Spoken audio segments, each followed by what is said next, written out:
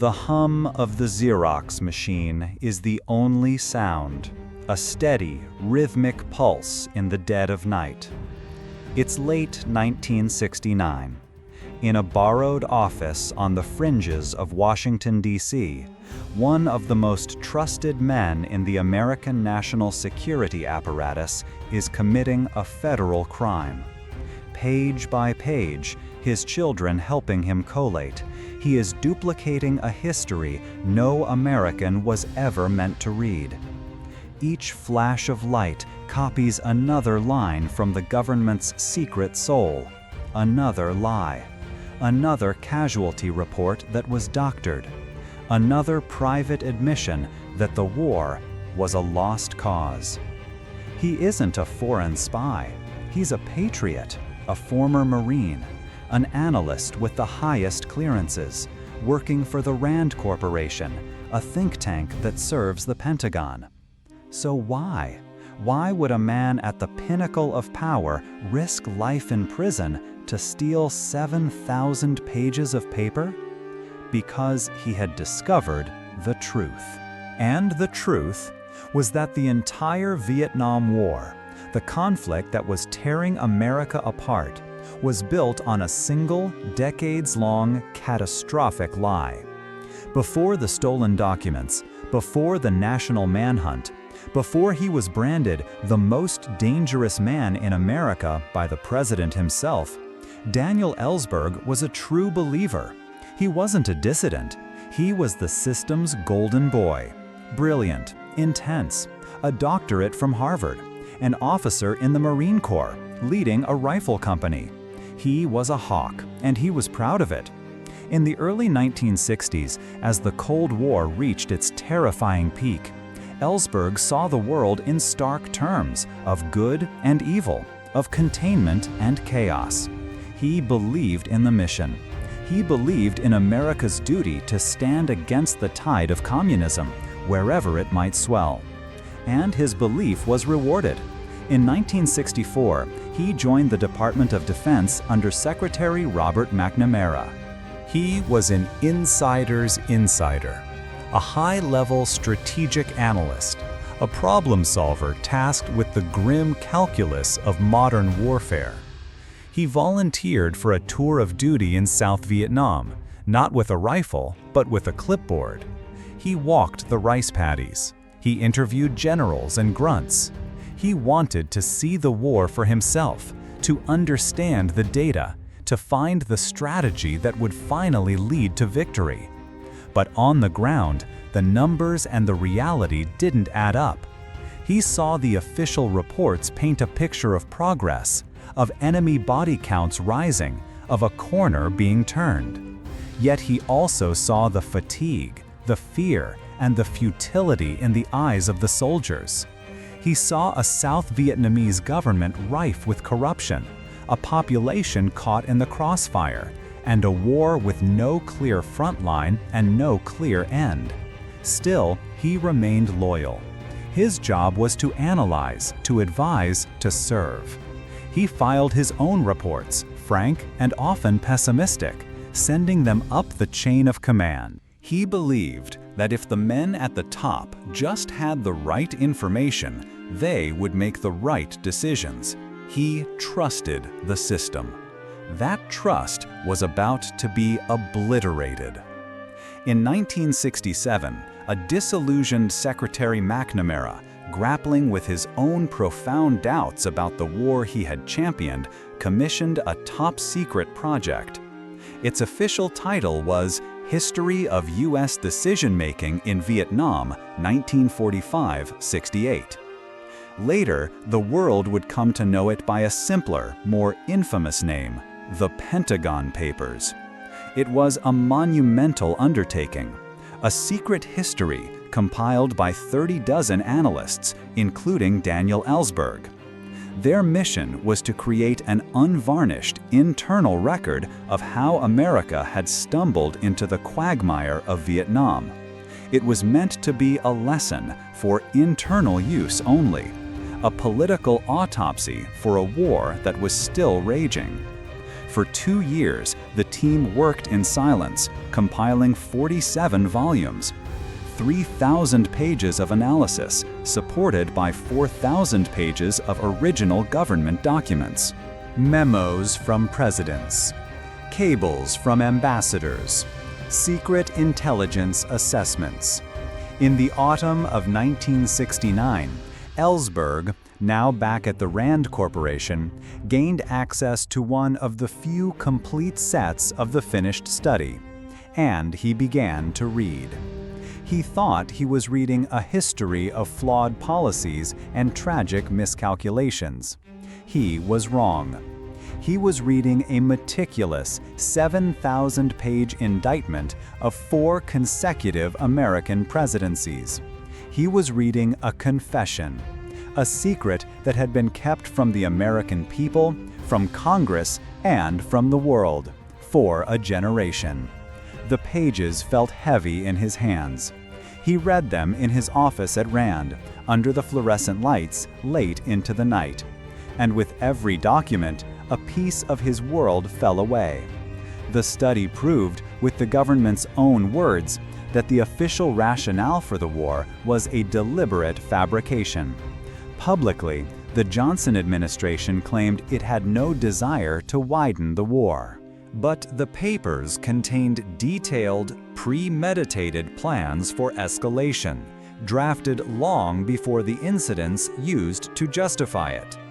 The Gulf of Tonkin incident in 1964, the event that gave President Johnson a blank check from Congress to wage war, was shown to be, at best, a gross misinterpretation of events, and at worst, a deliberately manufactured pretext.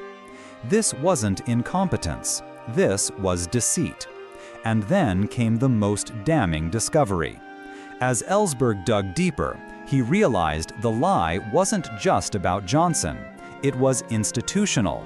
It was a congenital bipartisan disease that had infected the very heart of the American government. The papers showed that President Truman had aided the French in their colonial war in Indochina, all while publicly claiming to support self-determination. They showed President Eisenhower had systematically undermined the 1954 Geneva Accords that were meant to bring peace and unify Vietnam. They showed President Kennedy had massively increased America's military presence, all while privately admitting his doubts and telling his aides, "It's their war."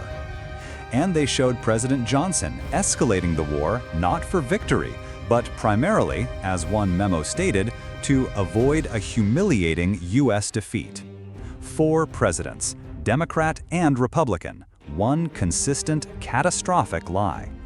The core goal, buried in secret memos, was not about saving South Vietnam. It was about saving American pride. And for that pride, hundreds of thousands of Vietnamese and tens of thousands of Americans had already died. The war hadn't been lost in the jungles of Vietnam. It had been lost in the corridors of power in Washington, long before the first American combat troops ever arrived. The knowledge was a poison. Ellsberg could no longer go to work, participate in the analysis, and be part of the machine that protected this lie. He attended anti-war rallies, listened to speeches from young men who were choosing prison over the draft. He saw a young man named Randy Keller explain that he was joyfully going to prison because he could no longer cooperate with an unjust war. For Ellsberg, that was the breaking point. The intellectual had become the emotional. What was he doing? He had the proof. He had 7,000 pages of it, locked away in a safe at the Rand Corporation. His new mission became clear. He had to get the papers out. The act itself was a masterpiece of low-tech espionage. He couldn't just check out the 47 volumes. He had to smuggle them, one volume at a time, out of the Rand office in his briefcase. He took them to a small advertising agency owned by his friend's girlfriend. And there, night after night, for months, he and his friend Anthony began the Herculean task of photocopying the entire 7,000-page study. His own teenage children, Robert and Mary, came to help, cutting the top secret, sensitive markings off the copied pages with scissors. A family project centered on an act of treason. At first, he tried to work within the system. He secretly gave the papers to Senator William Fulbright, the chairman of the Senate Foreign Relations Committee. He hoped for congressional hearings. But the fear was palpable. No one wanted to be the one to release a top-secret document and face the wrath of the government. Months passed. The war ground on. More men died. Ellsberg grew desperate. The system wasn't just broken. It was designed to protect itself at all costs. There was only one option left: the press. In March of 1971, he contacted Neil Sheehan, a reporter for the New York Times who had covered the war and had his own deep-seated doubts. They met in secret. Ellsberg, now paranoid and constantly looking over his shoulder, handed over the evidence. On Sunday, June 13, 1971, America woke up to a bombshell on the front page of the Times. The headline was unassuming: Vietnam Archive.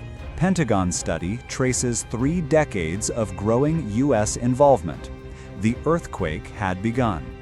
President Richard Nixon and his national security advisor, Henry Kissinger, were enraged.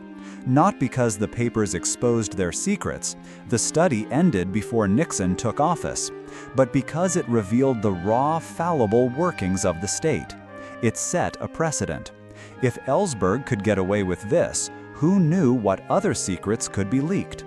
The Nixon administration secured a federal court injunction, forcing the Times to stop publication after just 3 articles. It was the first time in American history that the federal government had successfully censored a newspaper on the grounds of national security. The hunt was on. The FBI named Daniel Ellsberg as their prime suspect. He went underground, becoming a fugitive in his own country. But the story wasn't dead. Ellsberg, on the run, began passing copies of the papers to other newspapers. The Washington Post, the Boston Globe. One by one, they defied the government and published. The Nixon administration found itself playing a frantic game of legal whack-a-mole, trying to silence the truth as it erupted across the nation. The case rocketed to the Supreme Court, New York Times Co. v. United States. It was a fundamental battle between the First Amendment's freedom of the press and the executive branch's power to protect national security. As the highest court in the land deliberated, Daniel Ellsberg knew he could not hide forever. His actions had plunged the nation into a constitutional crisis. It was time to face the consequences. On June 28, 1971, Daniel Ellsberg, the most wanted man in America, walked into the U.S. courthouse in Boston and surrendered to the FBI. He stood before the television cameras, no longer a shadowy figure, but a man resolved. He didn't offer excuses. He offered a reason. He said, "I felt that as an American citizen, as a responsible citizen, I could no longer cooperate in concealing this information from the American people. I did this clearly at my own jeopardy, and I am prepared to answer to all the consequences of this decision." He was charged under the Espionage Act of 1917. The government was preparing a case that could send him to prison for 115 years. The man who tried to expose a secret was about to become a secret himself, buried in a federal penitentiary. The trial of Daniel Ellsberg began in 1973, but the real drama was happening outside the courtroom. The Nixon White House, obsessed with Ellsberg, was not content to let the justice system run its course. They wanted to destroy him publicly. Kissinger was famously recorded on a White House tape saying, "Ellsberg was the most dangerous man in America who has to be stopped at all costs." To that end, they created a secret White House Black Ops team. Their name was chillingly mundane: the Plumbers. Their job was to plug leaks. In an act of profound illegality, the Plumbers broke into the office of Ellsberg's psychiatrist, Dr. Lewis Fielding, hoping to find information they could use to blackmail and discredit him. They found nothing. Then, during the trial itself, the judge was approached by a White House aide and informally offered the directorship of the FBI. The lines between justice and political pressure were being erased. When these facts came to light, the break-in, the secret wiretaps, the judicial tampering, the case against Ellsberg collapsed. On May 11, 1973, the judge dismissed all charges, citing improper government conduct, which has offended a sense of justice. Daniel Ellsberg walked out of the courthouse a free man. But his act had set in motion a chain of events far greater than his own trial. The Plumbers, the same secret team that broke into Ellsberg's psychiatrist's office, would later be caught breaking into the Democratic National Committee headquarters at the Watergate Hotel. The Pentagon Papers didn't bring down Richard Nixon, but the White House's criminal obsession with the leaker led directly to the scandal that did. The legacy of Daniel Ellsberg is a complicated one. To this day, some see him as a traitor who compromised national security, a man who betrayed his oath. But to many more, he is a hero, a whistleblower whose conscience forced a reckoning. His actions armed the press with a new, more adversarial posture toward the government, and forever shattered the public's naive trust. He gave a name to the chasm between what the people were told and what was true, the credibility gap. Ellsberg himself spent the rest of his life as a tireless activist, fighting against government secrecy and nuclear proliferation. He never saw himself as a traitor. He saw his final act not as a violation of his oath, but as its ultimate fulfillment. An oath not just to a government, but to the ideals and the people of the United States. He exposed a lie not to weaken his country, but in a desperate, last-ditch attempt to save it from itself. In the cold, clinical archives of federal power, information is a weapon, and secrecy is a shield. Daniel